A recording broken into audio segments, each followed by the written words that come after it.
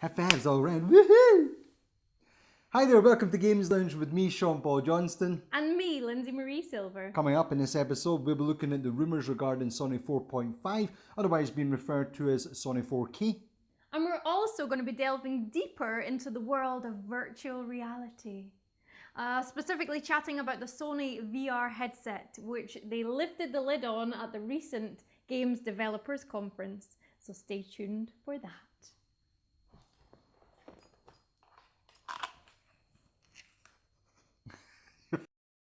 I never had it, man.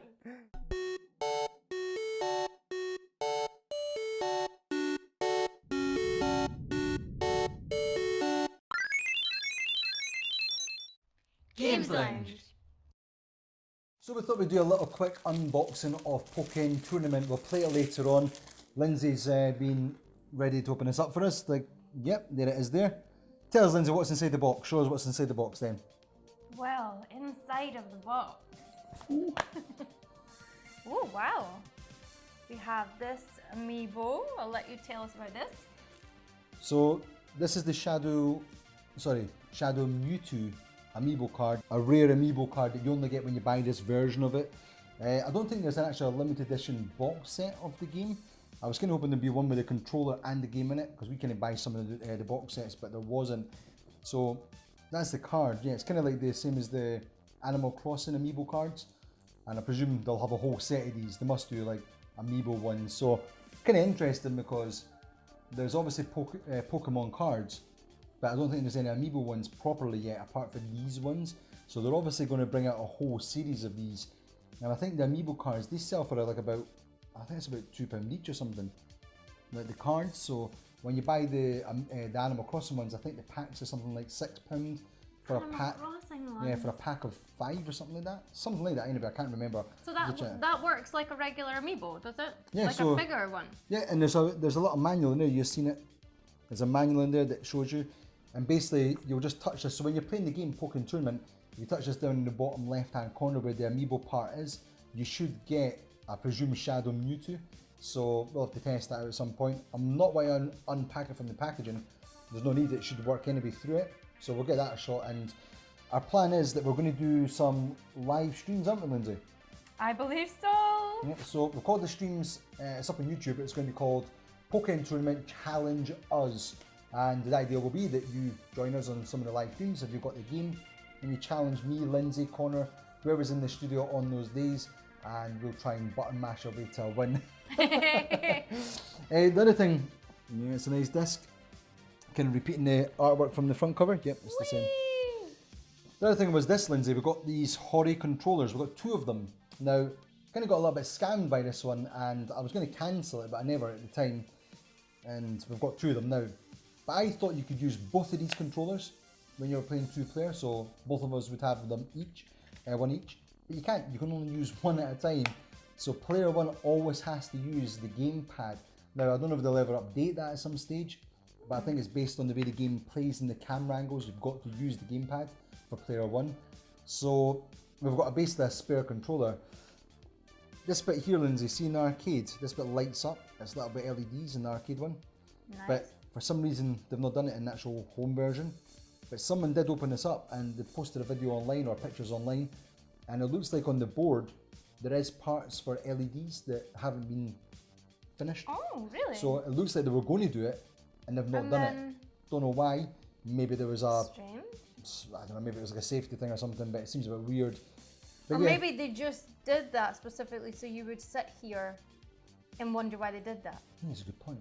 But I'd like to actually get this connected up. So maybe we'll get one of these taken apart and put some LED lights in it, as long as it doesn't cause any problems. But maybe get these lit up, they'll be quite cool. So when we're playing, we'll have a lit up controller. Maybe a fun project? Have a feel like that? How's it feel in your hands? Have a feel in my controller. That feels really nice. It's surprisingly a nice controller, isn't it? It's got a nice ergonomic feel to it. Sometimes in my tiny little hands, the controllers feel really quite big, cumbersome, and I struggle even to reach some of the buttons, but that feels quite enjoyable. I like this press action here. What's funny is, like, I thought it looked quite cheap when I first saw it, when they first announced it, and in the arcades as well. In the arcades, I think it's actually a bit bigger, but this year when they first announced it, I was like, nah, I'm not really keen. But I thought, you know, I'll get it, so I've got the proper experience, and they obviously designed the controller for the arcade experience. So, yeah, once I actually opened it up, it's actually much nicer than what you imagine. Feels nice. It's not like a massively luxurious feel compared to something like the Xbox One controller, but it does feel nice. It feels like it fits your hands quite well. It's simple, and the placement of the triggers and everything, nice big L and R triggers, nice. So yeah, I think for the arcade experience, it's got that kind of accessibility to the controller.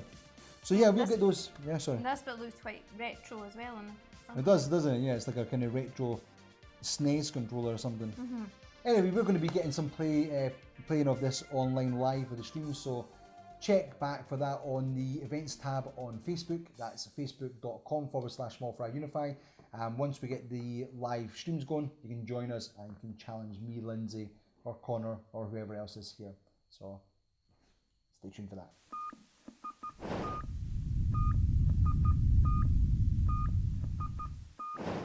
So in other news, this week we saw some random stories around the web. Here's some that caught our eye.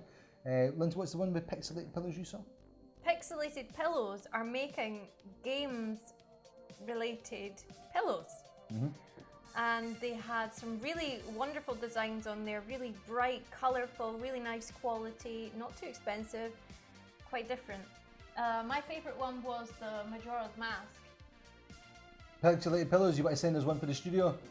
Get in touch. Hey. Also, we also found out that was Miitomo has launched in Japan. Still waiting for a UK release. That's probably going to release this Thursday, I think it is, in the UK and America.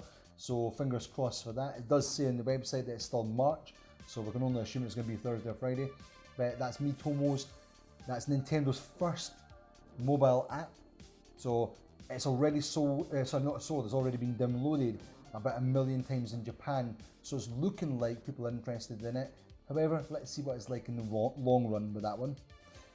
I also stumbled across this story regarding, it was a DIY portal gun that some guy made online, and he's got the instructions for it. I'm going to post this up for you so you can go and check it out. We'll put a link in the description as well. Go and check it out. If you build one yourself, let us see it, send us some pictures, or even send it into the studio and we'll feature it on one of the shows, because we love a good old portal gun.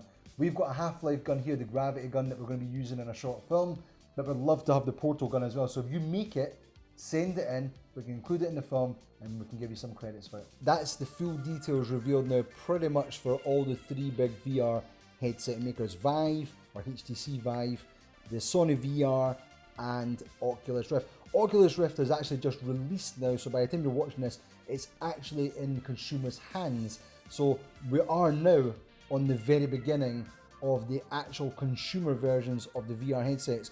The HTC Vive comes out on April the 5th. The PlayStation VR, when's that release? October. So October for the PlayStation VR. Well, there's a couple of good positive things. Like a couple of things that came out was, what's the price for the VR one, for the Sony VR? PlayStation VR, sorry. $400 or £350. Now it is cheaper, and everyone seemed to be fairly excited about the fact that it's going to be cheaper than the other headsets and therefore more accessible. However, part of the problem is, Lindsay, is parts of the system are missing, just like the Oculus Rift. There isn't handset controllers. You're going to have to buy the Sony Move controller separately.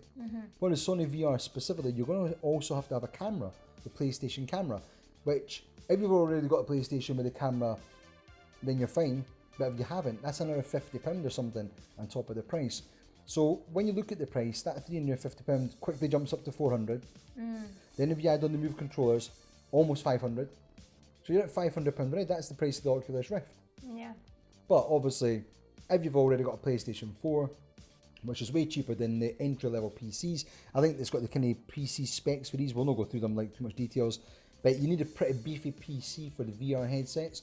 So it looks like that's one advantage that the PlayStation VR has got, is if you've got a PlayStation 4 or you want to get one, then you're probably in a better financial position in that sense. And you could always add the other parts later on, the Move controllers. The Oculus Rift and the PlayStation VR, I'm pretty sure you can use the normal controllers with both of them. So the Oculus Rift comes with an Xbox One controller. They've done a sort of kind of team up with Microsoft. And the PlayStation VR will use, obviously, the PlayStation 4 controller. So they're kind of different in that regards, but to me that kind of takes away some of the immersion. You watched the video with me with the HTC Vive one where the guy was using the controllers. That's a big part of the experience. Yeah, I think so. There was a game one where the guy was like shooting the guns, and remember I showed you that one as well, where he's flipping the guns. He had 6 shooters. And he felt so confident about what he was doing. Yeah. And he was going behind walls and stuff. He was like, well, inside the game he was, but he was like ducking behind the wall and stuff, and then swinging his 6 shooters and shooting, and it looked really cool. But like literally swinging the controllers around. Yeah, he was going. He felt so confident in the game that in real life he was just like woohoo and spinning around the controllers and stuff. He was obviously doing a lasso as well. There's excitement in the fact that the price is cheaper. However, it has got its limitations in the fact that you need extra accessories to get the most out of it. There's also the fact that 7 months away before we even get our hands on the Sony PlayStation VR, people are going to be fed up waiting. The price on the other ones may have even dropped. The other ones will already have their controllers. So the PlayStation one's going to be feeling a little bit outdated. But it could be that's perhaps they're thinking that's going to go to a more mainstream audience anyway. So maybe they're going to use that time to generate the interest of, you know, the general population. Whereas maybe it's going to be early adopters who are going to go for the other ones. Yeah, I suppose so. And also, they did say that I think they're planning on about 50 games for release in 2016 on the PlayStation VR. So I think with Sony's backing and the fact that the PlayStation 4 is the biggest selling console this generation so far, I think it's something like 40 million they've sold, which is ridiculously large. I don't know why people are buying it because it's not got many exclusives, but anyway, it seems like that's the one that's getting all the support. So it could do pretty well. I just hope you can use it with other platforms. Like I think Sony did mention that they're going to allow you maybe to use it with the PC in the future, which I think for the price of it, it needs to be open. If you start limiting VR to one single platform and you've got to buy all different platforms like a console, it's going to struggle a little bit because it is an additional accessory. So yeah, but that leads me on to the next part I wanted to talk about, which was this time in October when this gets released, there's also rumours of the Sony PlayStation 4.5. Now, I've said to you, Lindsay, during some episodes before where I've said I'm not really keen on this idea of fragmenting your console base where some people have got a console and then all of a sudden you're bringing up an updated version of it that's got better graphics and better features, and then the people that were the early adopters feel like they've been screwed over, and people that are thinking about getting the console then maybe doubt it and say, well, I could get this one, but maybe in a couple of years they're going to announce the PlayStation 5. So there's the fact that if there is a new console with beefed up graphics, and they're saying that it's going to be could be pretty powerful, as in it could be 4K capable for games and streaming and all that kind of stuff, then unless it's like a PC, where if you've got your PC, if you basically put a game in a PC, you can change the settings to like maximum settings or kind of medium settings and stuff. Unless it's doing that kind of thing automatically, I don't really see why it's a positive thing. It seems mixed opinions to me. But you imagine if you like bought your 3DS. Well, they've done it with the 3DS, with the new 3DS. But imagine like you with your 3DS, you were then stuck with an older 3DS that doesn't have the 3D stuff. But that was about 3 or 4 years, I think, into it. So it was maybe not as bad. But would that bug you? Would that bug you if you got a new console? You just bought, like, imagine you bought a PlayStation 4 2 years ago, and they were already talking about bringing out an updated version this year. Would that bug you? Yeah, well, that's the kind of stuff that nowadays I think happens with Apple and everything, and that bugs the life out of me. Yeah. But with consoles have never been like that. Consoles have always been like a 5-year cycle, and over the last... that's it changing then. Well, it could be, and there has been things in the past where, you know, with the PlayStation 3 and the Xbox 360, that there were longer generations, as in there were like 8 years, maybe 9 years, and that was fine. But then if it started going back to a 5-year one, I can handle a 5-year generational gap, that's fine. But if we start mid-generation gap, so it's like, right, you bought a PlayStation 4, now 2 years out we're going to have an updated PlayStation 4, and then 2 years after that we're going to have a PlayStation 5, and then 2 years after that, It is going too much like this. And a 5S, and then a... Yeah, exactly. A PlayStation 4 SE or whatever. It's too much. I think when you're asking, especially the whole point of consoles is it's meant to be accessible for everyday person. It's not meant to be for hardcore PC gamers. That's what PCs are for. So if you're starting to put it into this thing where only if you've got enough money you can keep upgrading. But then maybe it's only the hardcore gamers who would regularly update and follow that that whole thread, whereas maybe general users would hold on to it for like 8 years without, maybe they wouldn't be so fussed. Well, maybe, but it comes down to when they make the games. Like I said, as long as they can make the games where it scales up automatically to take advantage of the extra power, if they start fragmenting the market as they make a game for the older version of the console and another game for the newer version that adds all the bells and whistles, you're going to be feeling left out. If you bought a console and you knew for 5 years roughly you didn't have to buy another console. Yeah. And maybe 4 years into the console's life cycle, you maybe started getting little rumours of the next console. You'd see it at E3 or something, or they'd make an announcement that in a year's time they're going to have the next console. And you could handle that because that gave you plenty of time to get all the big games out, exclusives for that platform. It got a lot of value for its money. But now it's like they're taking that all away. Maybe that's in prep for what's coming with, you know, the introduction of virtual reality. Maybe they see that that's going to be an ever evolving thing. So maybe this is like getting the market ready for that. Well, it is part of the rumor regarding the PlayStation 4.5 or the PlayStation 4K is it's going to be more capable and prepped for Sony's PlayStation VR. That's one of the big points. But right now, if you buy the PlayStation VR, you get the headset and it comes with a little processing box that's separate. So I could understand them wanting to make a console that's like a PlayStation Slim or something, and it's got that box built into the actual console unit, so you don't have a separate unit. But that's fine, and obviously that's going to add in more processing power automatically. But I'm just worried that it's halfway through a cycle. It's only 2 years into it, and already they're upgrading the hardware, and they're making a console that, if I was on the fence like I have been, if I was going to go and buy one now, I'd be holding off until that came out now. And then I'd still be reluctant, even at that stage, to buy that console. So, you know, I suppose it'd be interesting to see what people's opinions or comments are on that, what your thoughts are on that.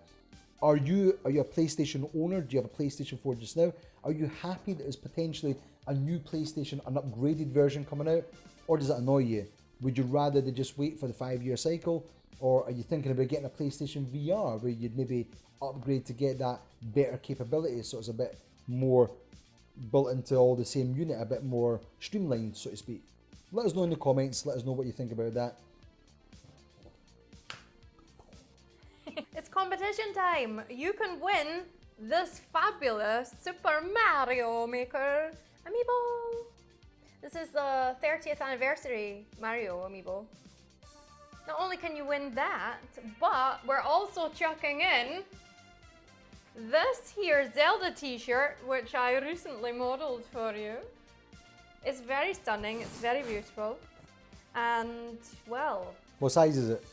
I think it's a small, probably. It's size small. It's quite big on me. I could wear it as a dress, but yeah, you could wear it as a dress or a top. Yeah, we got it for Lindsay, but then it turned out it was too big for Lindsay, so... It's too big. It was one we were just keeping in the studio and we were going to put up on the wall or something, but we've decided that this is going up for the competition instead, so, or as well as the original prize as well. Isn't it gorgeous? It's pretty cool, like, any Zelda's cool. And there's the Triforce, and with the Zelda sign. There's got Link on it there, which is pretty cool. What else are they getting, Lindsay? Well, let me just say about this. Girls, you're going to look stunning in this. It's really, really gorgeous. You get yourself a cool guy that's into these games. But not only that, I actually love the way that the design is. It's really flattering. But yeah, guys, you could win this for your girlfriend, or somebody you would like to be your girlfriend. And then the other thing that you can win alongside of the Amiibo, this fabulous t-shirt stroke dress, you can also win yourself a limited edition SmallFryUnify golden badge. See it here? Oh, touch the mic. But here it is, isn't it gorgeous? I've got mine's on here as well. Yeah. Pretty cool. How did it enter the competition, Lindsay? How did it enter? To enter the competition, please send £2 to info@smallfryunify.com. That will automatically enter you into the prize draw to win all of these goodies. And you'll see a bit coming up over the screen just now where we'll have that displayed for you so you can get the details and you can go and enter that competition. And we'll be announcing details of the winner once we receive 20 entries, and then we'll be announcing that on Facebook or one of the live streams, and we'll get that sent out to you.